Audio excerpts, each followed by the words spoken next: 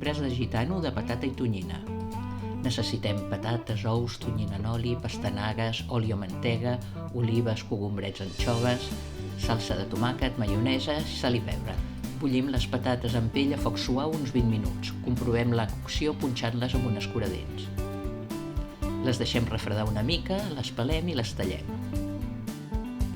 Mentrestant, bullim els ous uns 10 minuts. Els refredem i els pelem.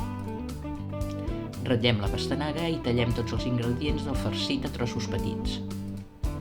Aixafem les patates amb una mica d'oli o mantega i sal i pebre al gust.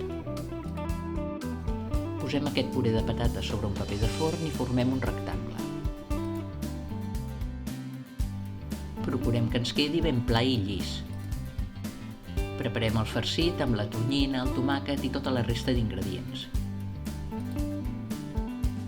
Distribuïm el farcit uniformement sobre la patata, deixant un marge en un costat. Formem un cilindre amb ajuda del paper i l'emboliquem.